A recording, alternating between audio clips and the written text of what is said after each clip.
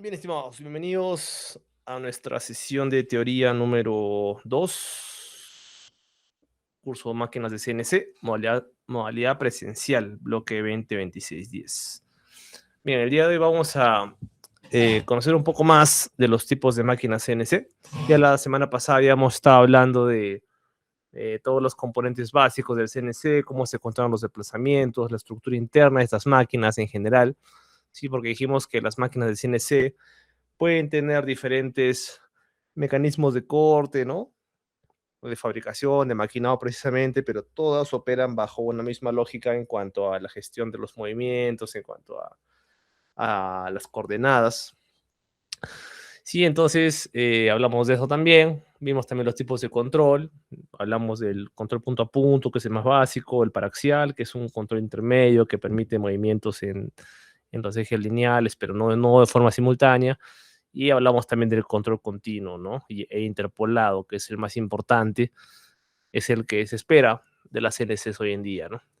Y finalmente hablamos de la parte de arquitectura, donde nos enfocamos también en los diagramas eléctricos, ¿sí? En los diferentes componentes que se entrelazan para poder hacer que los CNCs puedan operar como los conocemos, ¿no? Hablamos de los motores, de los controladores, de las fuentes, ¿sí? Hablamos de todo esto. Hay los drivers también, por supuesto, ¿no? Entonces, hoy día vamos a conocer un poco más de las máquinas CNC y luego yo creo que nos va a dar tiempo para poder ir entrando al siguiente tema. Bien, entonces, según el número de ejes que poseen las máquinas de CNC, pueden ser de 2 ejes, ¿sí? Donde el movimiento ocurre en dos direcciones, que pueden ser X y Y, ¿sí? El plano XY o el plano XZ, ¿no? Si fueran de 3 ejes, entonces nos moveríamos en 3 direcciones, que sería X, Y, Z, ¿no? Este sería el caso para las fresadoras, por ejemplo, y el caso anterior podría ser para el torno. Máquinas de 4 ejes, donde además de los 3 ejes lineales se tiene un eje de rotación, que puede ser también de 5 ejes, donde tendrías más bien 2 ejes de rotación, ¿sí? Y tendrías la posibilidad de maquinar piezas mucho más complejas que en los casos anteriores, ¿no?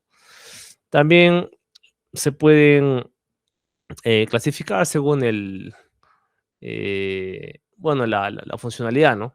Entonces, en este caso, tenemos aquí algunas máquinas CNC típicas como la fresadora, el torno, el router CNC, la ruteadora, y máquinas de corte, ¿no? Ya sean por plasma, por láser, por chorro de agua, máquinas de electroerosión, taladradora, rectificadora, ¿no? Y bueno, y sus respectivos nombres en inglés.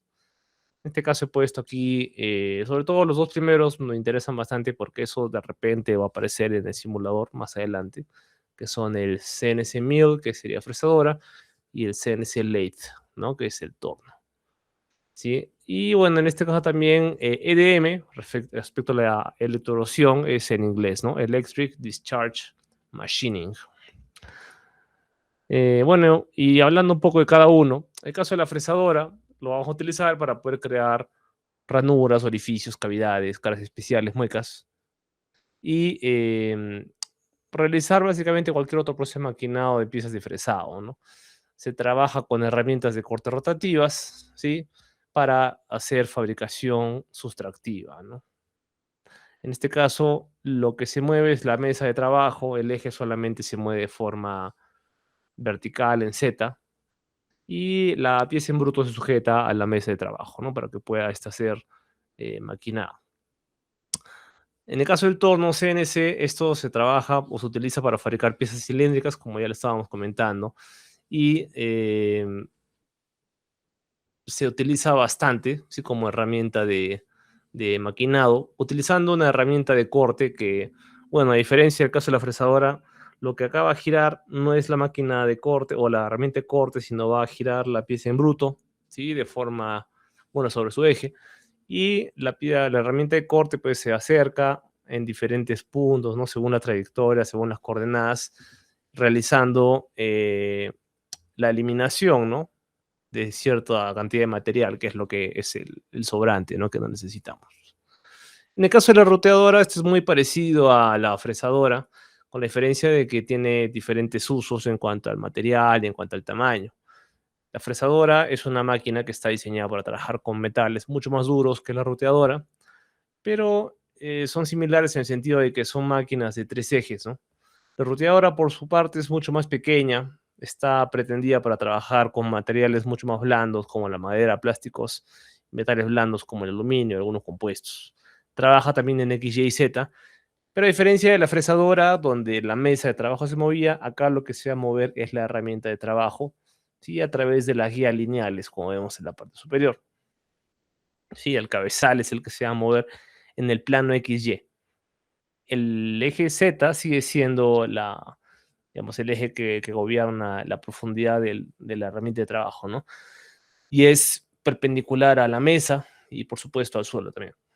Esto lo utilizamos mucho para muebles, señalización, prototipado, carpintería, bricolaje, moldeado, ¿no? En el caso de la impresora 3D, esta es nuestra máquina herramienta para poder fabricar de forma aditiva, creando objetos tridimensionales de modelos digitales, ¿no? Esto se utiliza mucho para prototipos, ¿sí? Desarrollar prototipos en estos materiales especiales que maneja esta impresora, ¿no?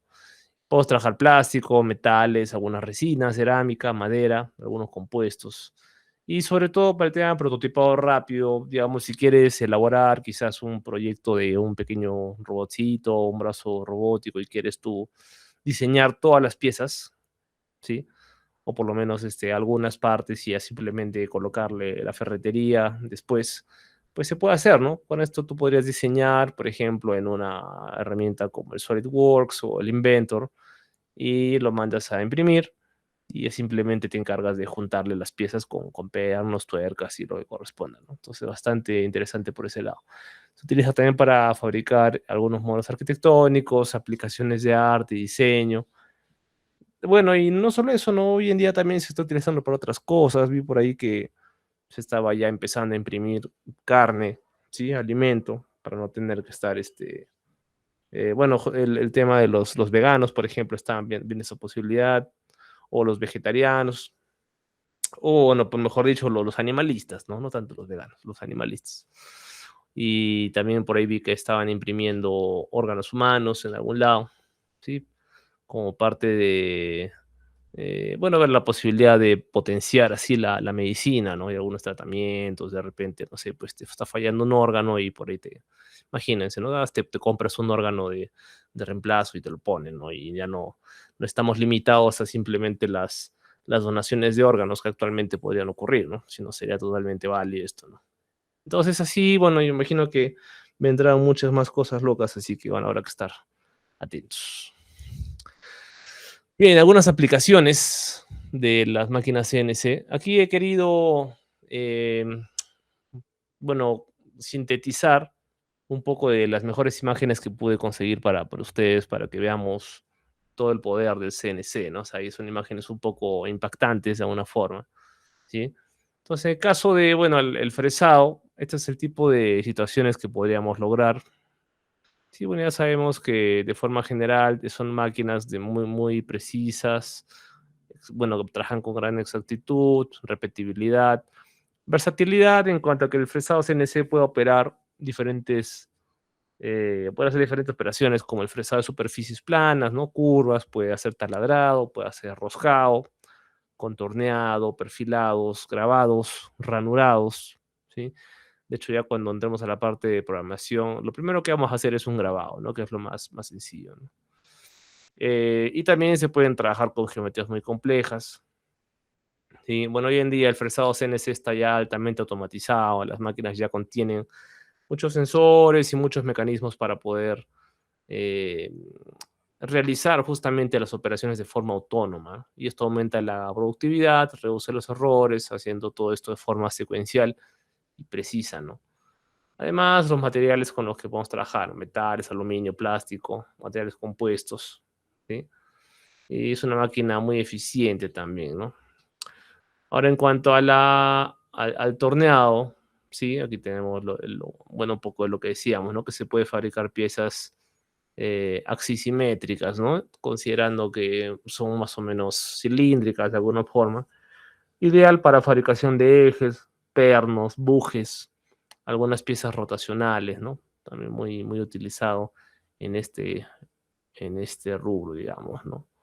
Bueno, aquí se puede hacer también múltiples operaciones, ¿sí? Por ejemplo, como torneo exterior, interior, también se puede hacer taladrado, se puede hacer roscado, ranurado, finalmente el tronzado, ¿no? Que es el paso final antes de terminar la pieza en el torno CNC, ¿no? Que es el corte que se le hace en la base para que la pieza ya salga, ¿no? Y la puedas coger. Entonces, el caso del torno, ¿no? En el caso del rectificado, pues, bueno, aquí se tiene este proceso, ¿no? Para utilizar algunas ruedas abrasivas giratorias y lograr así eliminar el material de una pieza de trabajo, ¿no?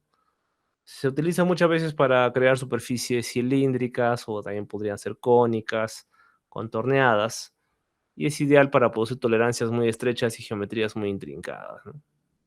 Entonces, el rectificado CNC, ¿no? Se puede trabajar con metales, plásticos, cerámicas, muy utilizado en la industria automotriz, aeroespacial, dispositivos médicos, fabricación de herramientas y troqueles, por ejemplo, ¿no? En el caso del esmerilado o el grinding, CNC grinding, utiliza una rueda abrasiva giratoria y así va a eliminar pequeñas cantidades de material de una pieza de trabajo, ¿no? La idea es aquí lograr acabados superficiales extremadamente finos, ¿sí? Extremadamente finos. Y se logra tolerancias en el rango de las micras, o sea, es una cosa ya, digamos, bueno, es una maravilla, ¿no? La precisión con lo que trabaja, ¿no? Bueno, lo hace ideal para aplicaciones de gran precisión o precisión extrema, ¿no? Como la fabricación de rodamientos, engranajes, componentes de precisión, ¿sí? Se logran rugosidades superficiales extremadamente bajas con todo esto, ¿sí? Entonces, esta es una opción más, ¿no? Como una máquina. Bueno, también este esmerilado podría eliminar defectos superficiales, ¿no? Como grietas, rayaduras, lo que podría afectar el rendimiento de la pieza, ¿no?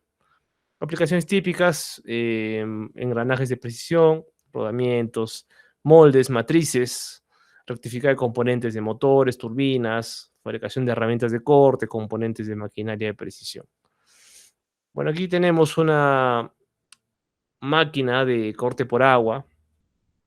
En este caso, o también conocido como corte por chorro de agua, sí es un proceso, ¿no? Que utiliza un chorro de agua presurizado, a, a menudo mezclado con un abrasivo, ¿no? Para cortar una amplia variedad de materiales. Entonces, ¿qué podríamos cortar con esto? Por ejemplo, metales como el acero, el aluminio, el titanio, piedras, cerámica, vidrio, plásticos, madera, caucho, textiles, ¿no? Una gran cosa que nos da esta máquina es la posibilidad de que, a diferencia de procesos de corte térmico como el láser o el plasma, el corte por agua es un proceso de corte en frío, ¿no? Entonces, eso no genera calor excesivo, por lo cual se evita las zonas afectadas por el calor, más conocido como el famoso SAC, ¿no? Las zonas afectadas por el calor. Se evita también la deformación del material por esta razón y la alteración de las propiedades del mismo, ¿no? Esto es lo que les hablaba, ¿no? El otro día de, por ejemplo, los chicos de arquitectura, ¿no? Si se han percatado cuando van con las maquetas ahí por la universidad, muchas veces van con con los cartones ya cortados por una CNC láser, ¿no? De algún proveedor. Pero en ocasiones, pues, si es que el láser no se calibra bien, ahí ven ahí los bordes de los cartones medio negritos, ¿no? A propósito de este SAC, las zonas afectadas por el calor. Bueno, trabaja también esta máquina con alta precisión, ¿sí? También trabaja con tolerancias muy ajustadas, ¿sí? Se puede controlar la velocidad y la presión del chorro, se logran cortes limpios y suaves, ¿no? Las rebabas son mínimas, ¿sí? Los bordes ásperos también son muy bajos, ¿sí? Y esto reduce la necesidad de procesos secundarios para realizar el acabado final, lo cual también es positivo, ¿no? Bueno, otra cosa interesante es que se pueden lograr cortes complejos, muy detallados, como curvas, formas irregulares, pequeños agujeros. em, Tiene un ancho de corte muy estrecho, ¿sí? Entonces esto reduce bastante el desperdicio de material, ¿sí? Sí, las pérdidas. Y es un proceso relativamente ecológico, ¿no? En el sentido de que, a diferencia de otras máquinas como el plasma, no se van a generar gases tóxicos ni humos. Ahora, el agua podría ser utilizada de forma reutilizada, ¿no? Reciclada. Y se puede utilizar para cortar materiales gruesos, incluso de varios centímetros de espesor. Bueno, una desventaja podría ser que es un proceso relativamente lento si lo comparamos con otros métodos de corte y que la máquina puede tener un alto costo inicial, ¿no? Además, en algunas aplicaciones el uso de abrasivos podría generar residuos, ¿no? Y también alguna cosa para tomar en cuenta. Ahora, cuando hablamos del corte por láser, en este caso, esta fabricación nos permite utilizar un haz de luz láser de alta potencia para cortar materiales. Igual se logran tolerancias excepcionales, muy ajustadas, gran precisión, detalles finos, cortes complejos, se garantiza la uniformidad de las piezas, es decir, la repetibilidad, ¿no?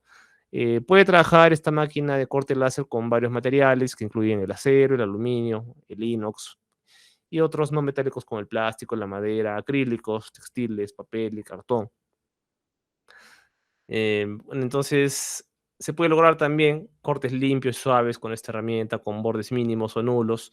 Se reduce la necesidad de procesos de acabado adicionales y la calidad del corte es constante, ¿no? También se pueden lograr figuras muy complejas, ¿no? Con formas irregulares, como decíamos.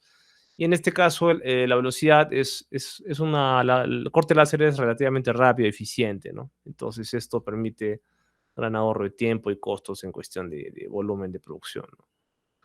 Em, lo que sí, bueno, tendríamos que mencionar es que el haz de láser produce una zona que se va a afectar por el calor, ¿no? Que en este caso es pequeña y, bueno, minimiza la deformación y el daño térmico del material, a diferente de otros tipos de máquinas. Esto es importante, ¿no? Sobre todo cuando trabajas con un material que es sensible al calor o aplicaciones que requieren gran precisión, pues hay que tener en cuenta ese SAC, ¿no? El corte láser se controla mediante software CNC, sí, permite esto la automatización de los maquinados y se garantiza también a través de esta automatización la altísima repetibilidad y la consistencia en los productos fabricados. Em, bueno, algunas aplicaciones comunes podría ser piezas metálicas, no metálicas, corte de láminas, placas, prototipos, diseño de productos, en publicidad, señalización, en arquitectura, en la industria textil, la moda, artesanía, diseños, ¿no? Entonces tiene varios usos. Bueno, aquí tenemos otra que es las máquinas de corte plasma, ¿sí? Aquí se utiliza un proceso de corte térmico. Se utiliza un chorro de plasma de alta temperatura para cortar materiales conductores eléctricos, que principalmente son metales, ¿no? Entonces, ¿cómo funciona esto? Se va a generar un arco eléctrico entre un electrodo y la pieza de trabajo en bruto. Se ioniza un gas, que generalmente es aire comprimido, oxígeno o nitrógeno, y se crea plasma, ¿no? El chorro de agua va a fundir el material y el gas a alta velocidad lo expulsa, creando el corte, ¿no? Se utiliza mucho para cortar materiales como acero al carbono, acero inoxidable, aluminio, cobre, latón. ¿Sí? Puede cortar diferentes espesores, desde láminas delgadas hasta placas gruesas. Es un proceso rápido, sobre todo para materiales de espesor medio, y también se puede automatizar, ¿no? Lo cual da gran productividad, como ya lo comentamos. También se puede trabajar con detalles de corte muy complejos, como curvas, formas irregulares. Y debido a que, bueno, que es un proceso térmico, el corte plasma moderno minimiza esta SAC en comparación con otros métodos de corte, ¿no? Sin embargo, aún podría haber ligeras deformaciones debido a este tema del calor.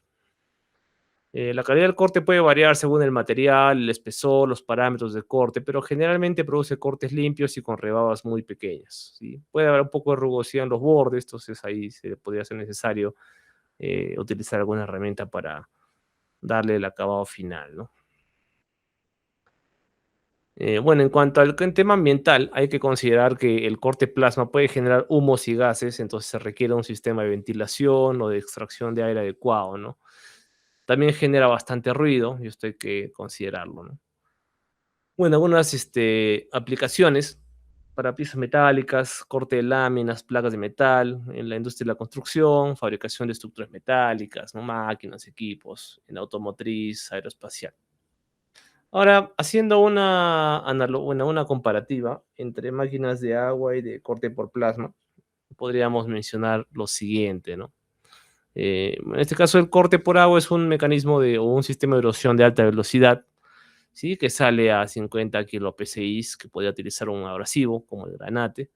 por una boquilla cerámica, ¿no? Mientras que el plasma va a utilizar gas comprimidos y electricidad, ¿sí? Como dijimos, el gas a alta presión reacciona al entrar en contacto con el arco eléctrico, ¿no? Se puede utilizar, por ejemplo, nitrógeno, oxígeno, argón, ¿sí? Y algunas diferencias, ¿no? La flexibilidad de materiales. El agua puede cortar casi todos los materiales que existen. Típicamente se utiliza para cortar acero, aluminio, cobre, pero podría cortar también espuma de poliestireno, caucho, textiles y papel. El plasma podría cortar solamente metales conductores, ¿no? Esto es importante tenerlo en cuenta, ¿no? Normalmente se usa para cortar aluminio, acero, cobre, aleaciones, oro, titanio y acero inoxidable, ¿no? En cuanto al grosor del material, el agua puede cortar acero grueso o inox desde hasta 6 pulgadas de espesor y 18 para materiales no metálicos. Con esta técnica se puede cortar hasta 100 pies de espesor cuando se usa para procesos como minería de carbón.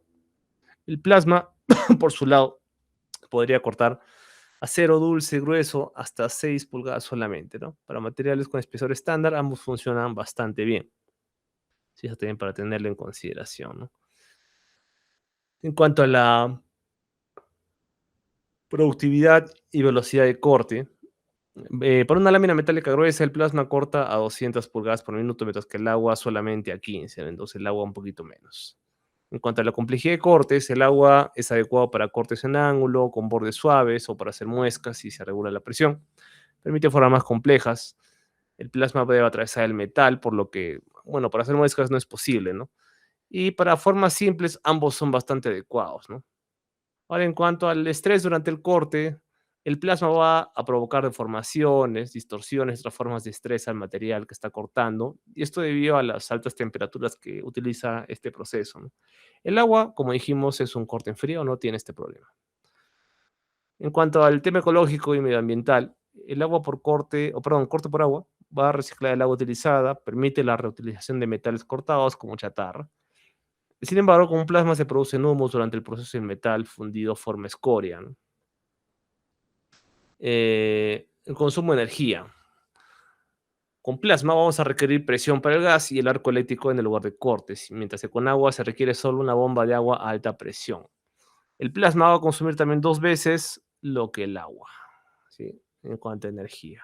Entonces, el agua es un poquito más económico en ese sentido.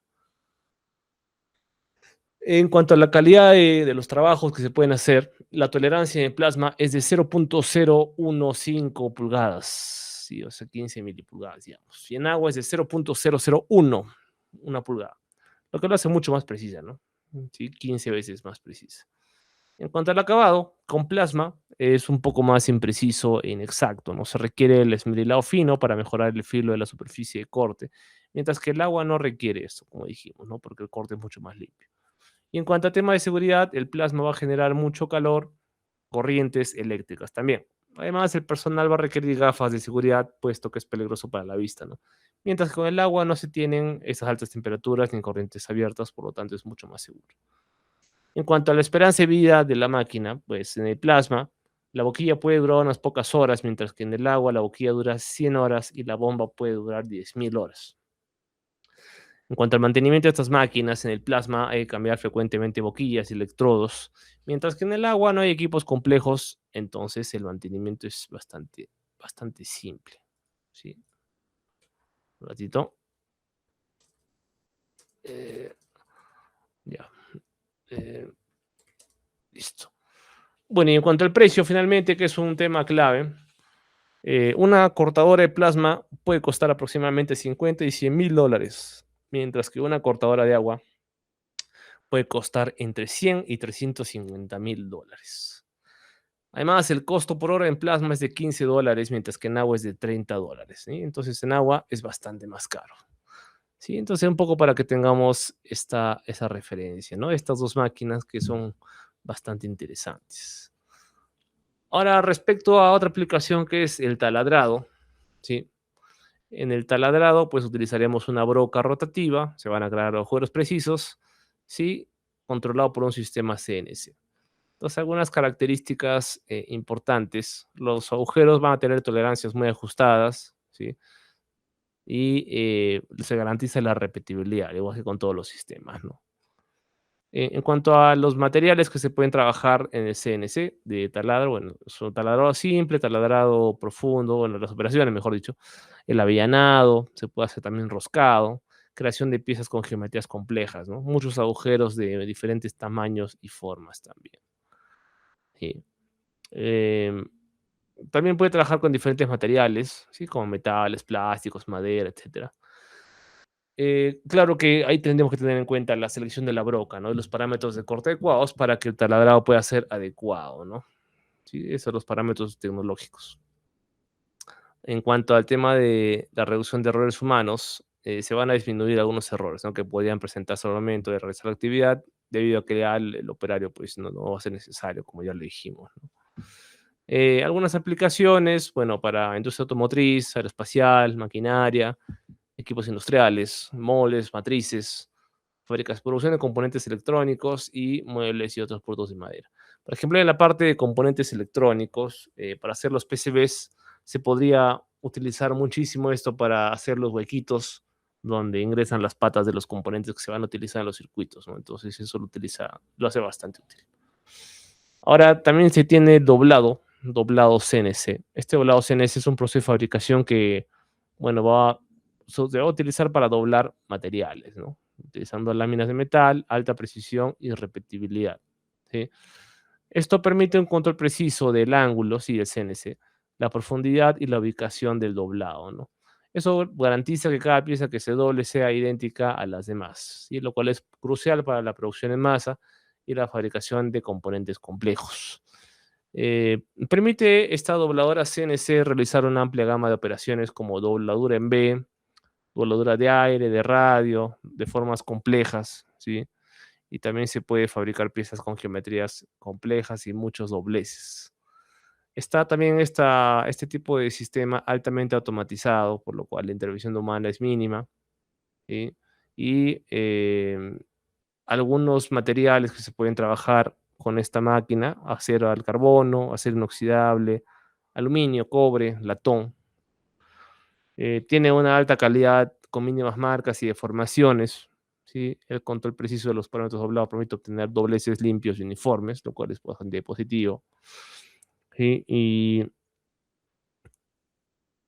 se puede utilizar bastante para producir prototipos, ¿no? También. Bueno, este doblado CNC permite una alta precisión, entonces se minimiza el desperdicio también de material, ¿sí? Esto es especialmente importante para materiales costosos. Sí, algunas aplicaciones para la fabricación de gabinetes eléctricos, carcasas metálicas, ¿sí? De productos de todo tipo, para componentes para la industria automotriz y aeroespacial, para muebles, accesorios metálicos, la producción de componentes para la industria de la construcción también, ¿no? Ahora tenemos esta otra máquina CNC importante, que es la máquina de punzonado CNC o el CNC punching. Este punching, bueno, lo que se va a hacer aquí es utilizar un control CNC para perforar agujeros, ranuras o formas en láminas de metal, ¿sí? Muy bien, entonces, en estos sistemas, al ser tan precisos, se garantiza que cada pieza punzonada sea exactamente idéntica a la siguiente, ¿sí? Sobre todo cuando se produce en masa. Entre las diferentes operaciones que se pueden hacer con esta máquina se incluyen la perforación de agujeros redondos, cuadrados, rectangulares, de formas personalizadas, ¿sí? Según el diseño, de punzonado de ranuras y muescas, punzonado de formas complejas, patrones y intrincados. Y esto va a permitir la fabricación de piezas con geometrías complejas y múltiples agujeros. También está altamente automatizada, igual que las demás máquinas. Entre los materiales que se pueden trabajar está el acero al carbón, el inox, aluminio, cobre, latón, ¿sí? Permite lograr piezas con un acabado superficial importante, rebadas mínimas, ¿sí? Y em, es bastante flexible este mecanismo también de producción, ¿sí? Bueno, algo más que puedo mencionar de esto. Bueno, algunas aplicaciones similares a las anteriores, ¿no? Gabinetes, carcasas, componentes para la industria automotriz, entre otras. Bien, esta otra máquina que se tiene aquí es el maquinado de engranes, ¿sí? La máquina de el CNC Gear Machining, para poder utilizar máquinas CNC para producir engranes de alta precisión, ¿no? Sí, engranes de alta precisión.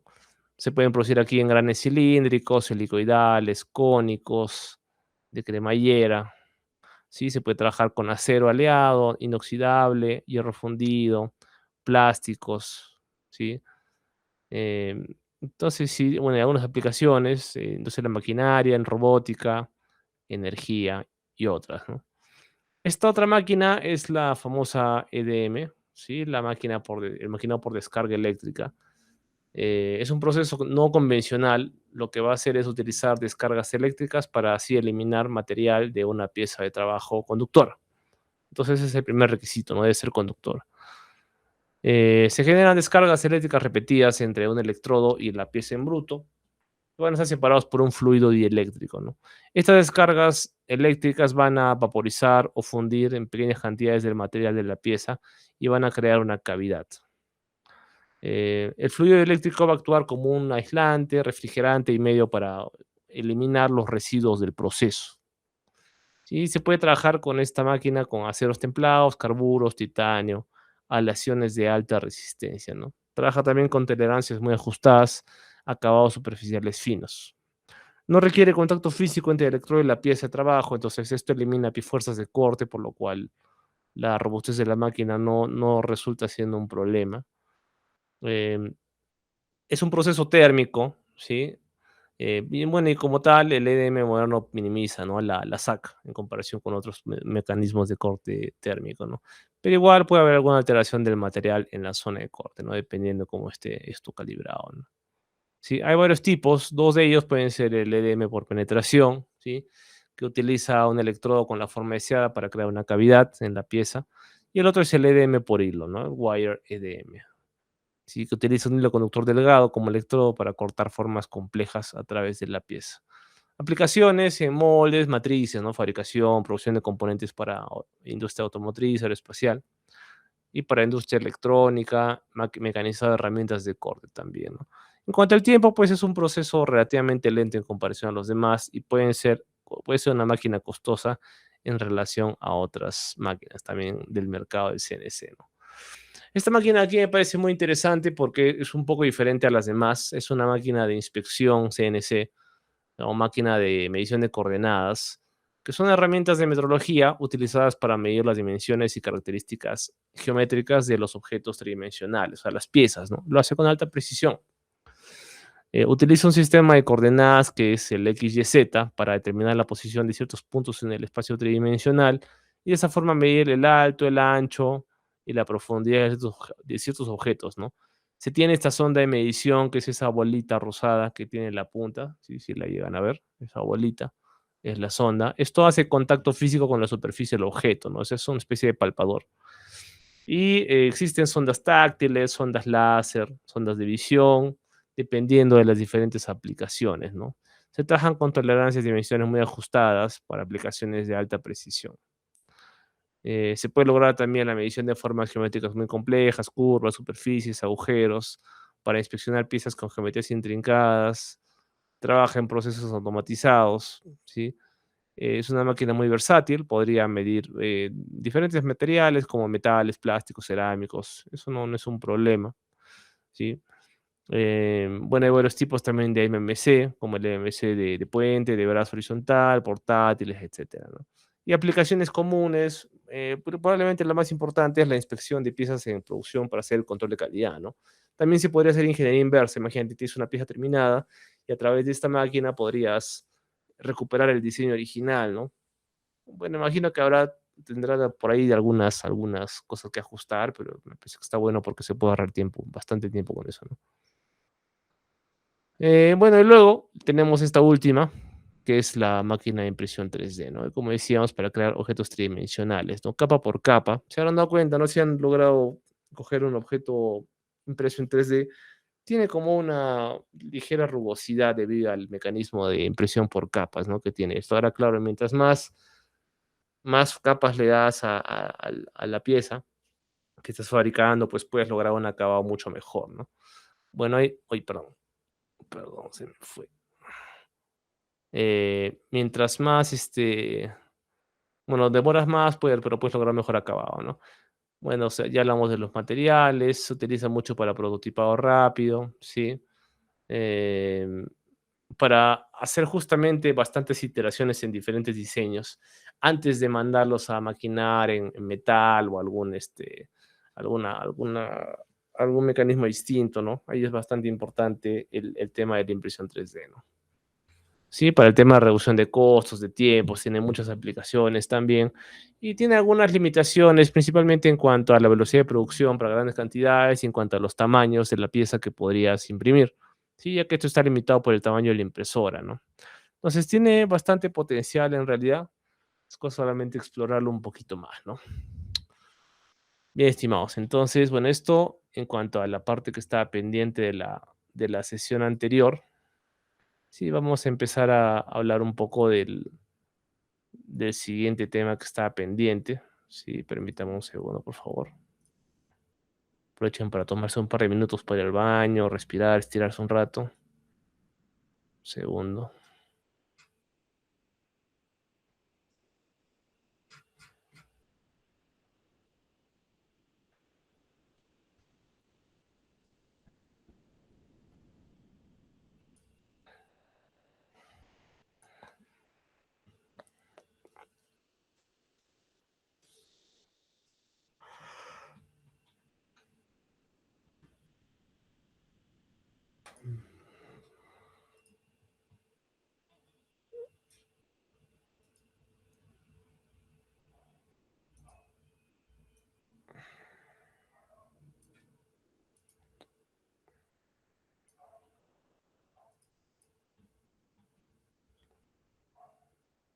Mm,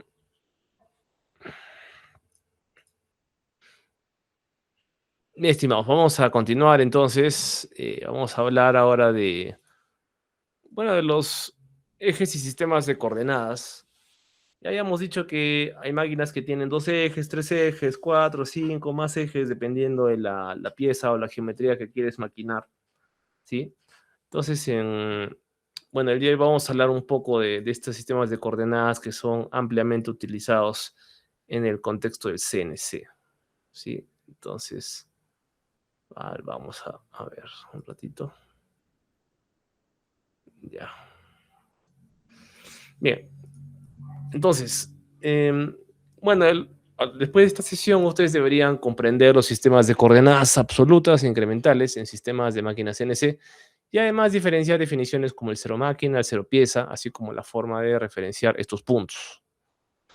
Bueno, estos son los temas que vamos a tratar. Vamos a hablar un poco de los sistemas de coordenadas cartesianas, rectangulares, luego hablaremos de las coordenadas polares y finalmente los puntos de origen, ¿no? El origen de la pieza, el origen de la máquina, ¿sí? Y la referencia entre ambos, ¿no? Bueno, el contexto de estos sistemas de coordenadas es que los CNCs pues, necesitan estas diferentes formas de poder referenciar las trayectorias que van a ejecutar al hacer el maquinado, ¿no?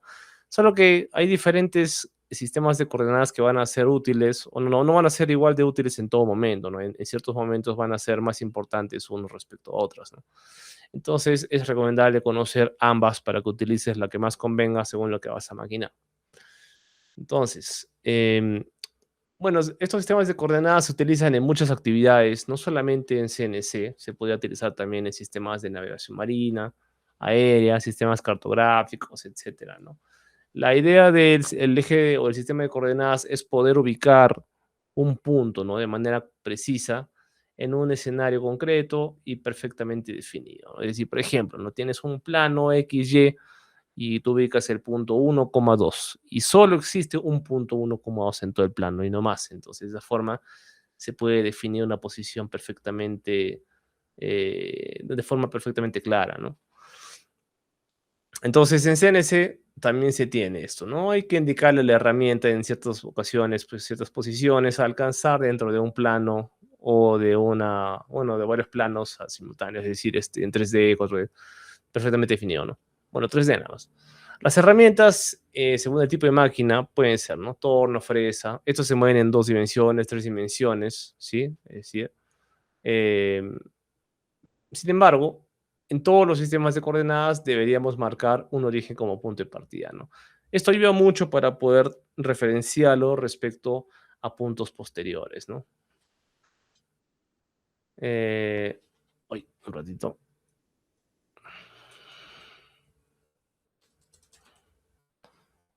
Ya. Bien, entonces, los sistemas de coordenadas, ¿no? En control numérico vamos a utilizar básicamente dos sistemas de coordenadas que son las coordenadas cartesianas o también conocidas como rectangulares y las coordenadas polares, ¿sí? Las coordenadas polares. Pues aquí tenemos ambas coordenadas, ¿sí?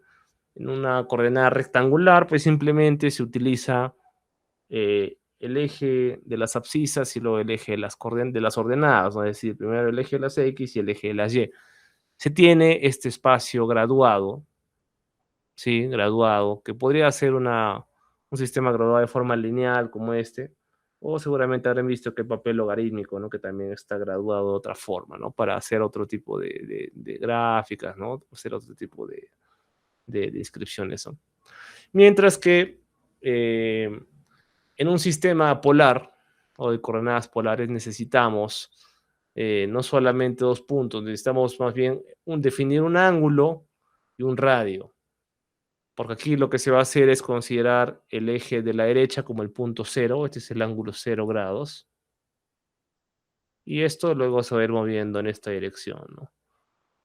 Entonces, si te mueves 30 grados, estás en este punto respecto del punto central, que es el origen, ¿no? Esta X. Y de acá lo que se hace es marcar un radio, una distancia, ¿sí? Según esta dirección, que sería el valor de R. Con lo cual, tu coordenada rectangular sería, o perdón, tu coordenada polar sería 2,30 grados.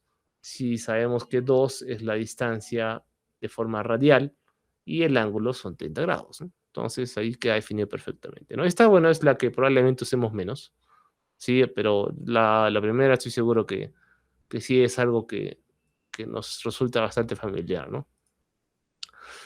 Muy bien, entonces, bueno, coordenadas cartesianas, ¿no? Entonces, las coordenadas 2D pueden ser en un plano, coordenadas rectangulares en 3D serían el espacio. Las coordenadas 2D, como dijimos, se utilizan fundamentalmente en un torno CNC, ya que solo se trabaja en un plano de trabajo en el que se puede mover la herramienta y debido a la forma como opera el torno, pues no necesitas moverte también en Y, ¿no? Solamente en X y en Z. O una fresadora también, ¿no? Cuando el desplazamiento se realiza exclusivamente a lo largo de cualquier plano, ¿no? Ya sea un plano XY, el plano YZ o XZ, ¿no? Son tres planos por los cuales se puede trabajar, ¿no? Las coordenadas 3D quedan exclusivamente para máquinas con más de dos ejes de trabajo simultáneos, ¿no? Sí, como por ejemplo una fresadora, ¿no? Ya que el movimiento podría realizarse de forma interpolada en los tres ejes, ¿no? De esa forma queda definido este sistema tridimensional con los tres planos de trabajo, ¿no? Ya sea el plano XY, que sería el primero a la izquierda, después tendríamos el plano ZY al medio, o el plano ZX, ¿no? Dependiendo de lo que vayamos a utilizar, ¿no? Entonces, en dos dimensiones, estas coordenadas se representan considerando el punto de referencia o punto de partida que se va a llamar origen. Aquí se van a cruzar los dos ejes indicando con el signo de la dirección. Es importante destacar aquí que este más y menos no tiene un sentido más que la dirección, ¿sí? No tiene un sentido positivo y negativo, solamente es para indicar dirección. Están graduados, como dijimos, para determinar un punto en concreto y para designar un punto se tiene que indicar los dos ejes, ¿no? Por ejemplo, ¿no? Si quiere decir el punto 7,5, estamos acostumbrados a decir, ¿no? Abres paréntesis 7,5, cierras paréntesis y eso es, ¿no? Sin embargo, en el CNC se trabaja esta otra, digamos, sintaxis, ¿no? Entonces sería x menos 7y más 5, ¿no? Eso significa este punto de acá, ¿sí? Recordando que cada cuadradito es uno, ¿no? Si es uno, eso sería uno, menos 2, menos 3, menos 4, menos 5, menos 6, menos 7 está por acá, ¿no? Y hacia arriba, uno, 2, 3, 4, 5. Entonces, si hacemos el cruce de los dos, llegamos a este punto, ¿no? Ahora, si tuvieras que designar un punto positivo, tú podrías decir en vez de y más 5, simplemente puedes decir y5 y la coordenada también estaría perfectamente identificada, ¿no? Entonces, ese más es opcional. Lo que no es opcional es el menos. Eso sí tienes que definirlo de todas maneras, en cualquier control, ¿no? Ahora, en el caso del torno CNC tenemos una característica, ¿no? Adicional, que es dependiendo de la estructura de la máquina, este eje X puede cambiar su sentido de dirección, ¿sí? Y eso sucede porque el eje X es quien define los parámetros o reglas de la pieza. Entonces,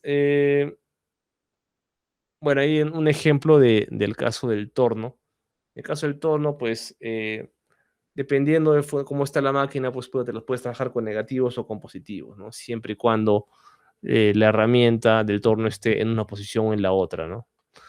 Entonces hay que tenerlo en consideración, ¿sí? Hay que tener en consideración. En el caso de acá, por ejemplo, sería un X positivo. Acá sería el positivo, ¿no? Pero dependiendo de la ubicación de la pieza siempre, ¿no? Entonces podríamos decir que es positivo en el lado donde está la pieza, ¿no? Bueno, en cuanto a las coordenadas 3D, para un poco hablar un poco de esto. Eh, bueno, aquí las tenemos representadas en esa figura, ¿sí? Todas dependen o tienen también un punto de origen. En este origen se van a cruzar todos los ejes, ¿sí? Y se trabaja también con ejes graduados para poder determinar el punto a concretar, básicamente, ¿sí? Y la forma de, bueno, la sintaxis para definir la ubicación en esta coordenada también es la misma, ¿no? Se utilizan el menos para designar coordenadas negativas y el más o simplemente no colocar nada para designar que es una coordenada positiva, ¿no? Como decir Z3, puedes poner Z3 o Z más 3 y cualquiera es válida, no hay problema. Entonces, aquí tenemos un ejemplo de cómo se podría definir una figura en un plano XY utilizando 5 puntos numerados que son y sus coordenadas cartesianas, ¿no? O rectangulares.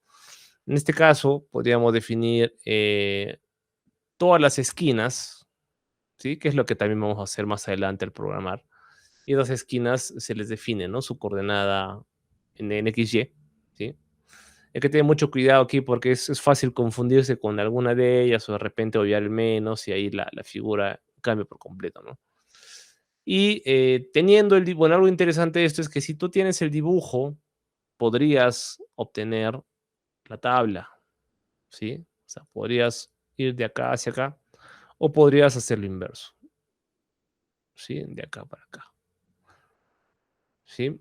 Por si más adelante les preguntara que hagas un proceso o el otro, ¿no? Entonces simplemente hay que practicar. Y bueno, los demás, la forma como se unen los puntos, en este caso, como esa es una figura, en este caso, son 5 lados, y tal como está, pues simplemente basta con designar las esquinas, ¿no? Eso es lo único que necesitaríamos designar.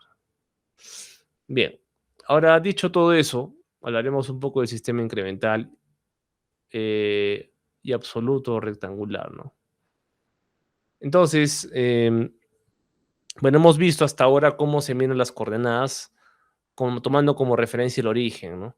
Esto es normalmente más familiar y más, como más fácil de entender para nosotros, ¿no? Eso se conoce como sistema absoluto, ¿sí? Porque hace referencia a las coordenadas desde el mismo punto, ¿no? Que es el origen, ¿no? Sin embargo, el sistema incremental es otra opción que podemos también usar.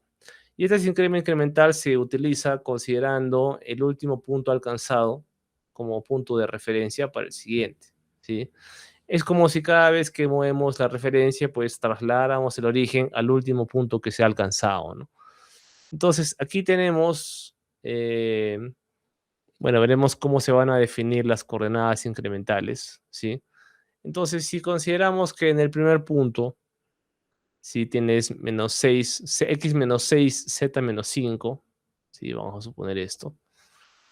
Eh, para tu siguiente punto, entonces tu origen va a estar eh, en el siguiente punto, ¿no? El punto 2, ¿sí? En el punto 2.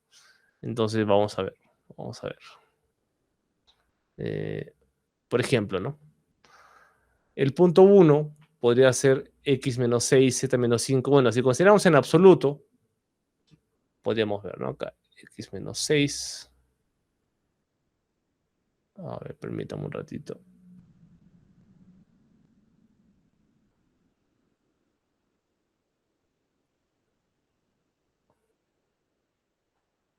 Ya, ok. Un poco para que se entienda esta parte. El origen, en este caso, está aquí. Sí, creo que en la imagen anterior no se veía muy bien, pero aquí está. Vamos a considerar que este es el origen.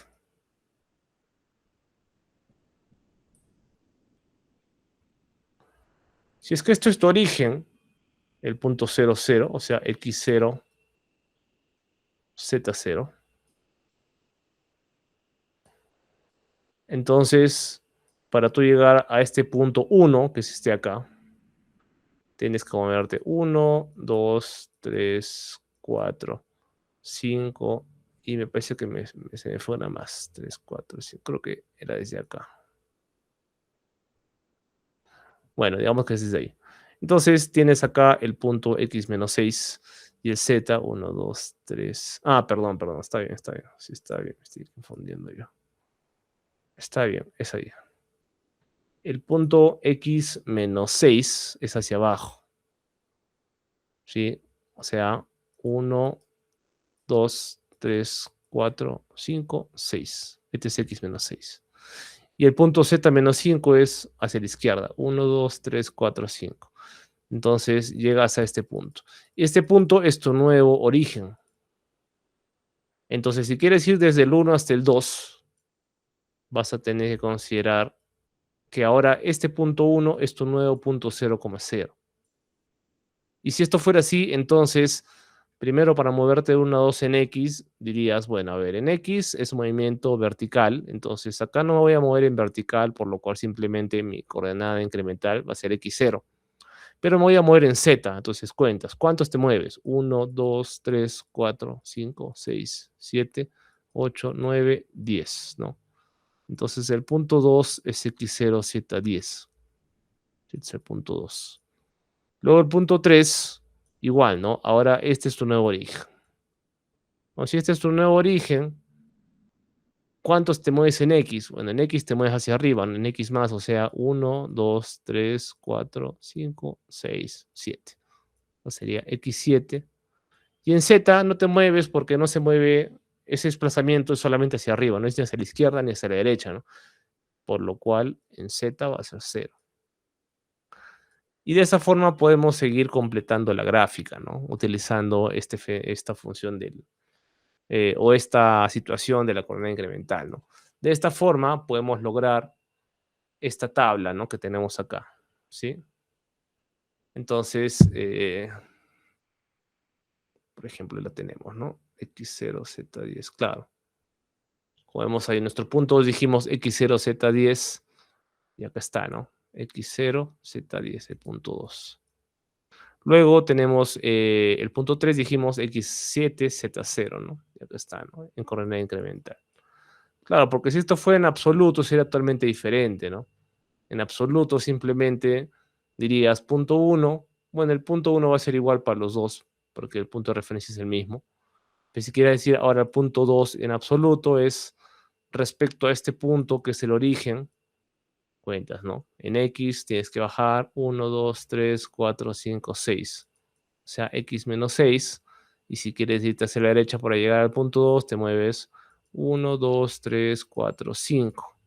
Y esto es en Z positivo, ¿no? O sea, Z5. Y esto deberíamos encontrar como punto 2 después, ¿no? X menos 6, Z5, ¿eh? Entonces eso es.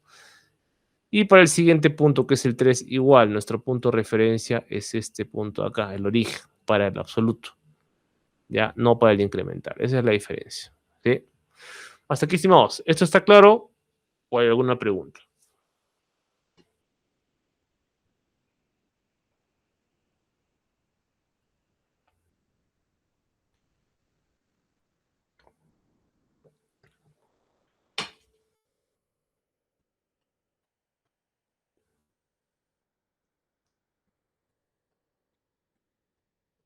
Bueno, asumiremos que está todo claro y continuamos. Muy bien, estimados. Entonces, eh, bueno, en la parte de coordenadas polares, vamos a revisar un poquito cómo se hace esto, ¿no? O mejor, esto creo que lo podemos dejar para después. Y vamos a hacer un... Listo, estimados. Y con esto terminamos la sesión. Tengo acá este dibujo que son algunos puntos de referencia. Bueno, lo que hay que hacer es representar esto en, bueno, estas trayectorias, esta tabla, así como la que hicimos hace un rato, en coordenadas rectangulares y en coordenadas, perdón, claro, rectangulares absolutas y en coordenadas rectangulares incrementales.